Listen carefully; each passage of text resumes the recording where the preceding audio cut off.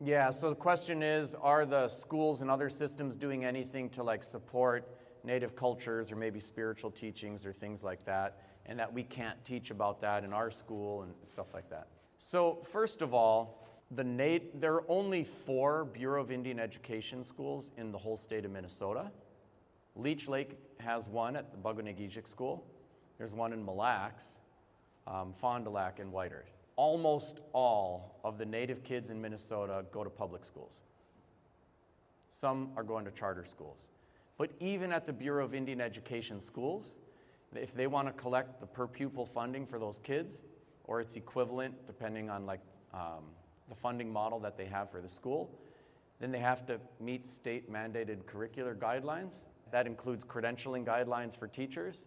And even a place like Red Lake has, all Native kids. They've got 2 Native teachers there. And Leech Lake Bugwanagijic School does have some Native teachers there, but predominantly a white teaching team.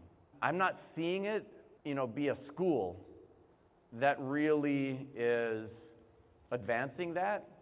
However, we do have like some native language immersion schools where if you're doing the instruction in the tribal language, who's going to do the teaching?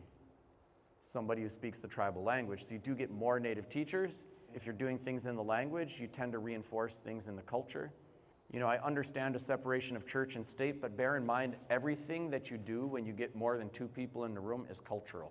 The decision to have the kids move from one class to another to the sound of a bell, that's a cultural decision.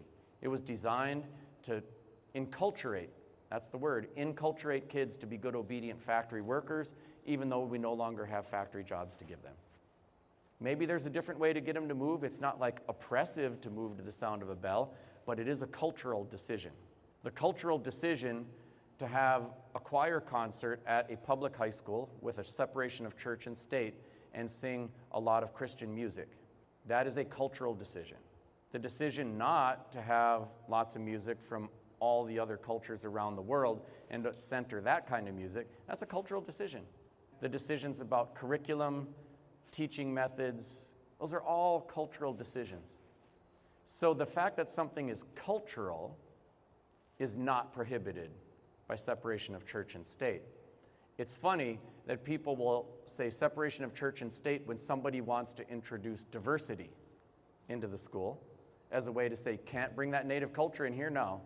Separation of church and state, they're associating a different culture with religion in that case, but providing no critique of the music for the school choir program or whatever.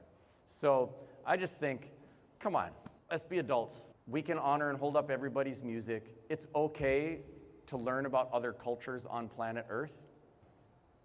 That's not telling somebody what your religion should be. Even in native space, there's a diversity of faith traditions. We're not telling somebody what your religion should be when we're saying, here's the custom around harvesting a deer, or here is what Nancy Jones had to say about the breath of the bear. That's not telling somebody what your religion should be. So we can make space for that stuff.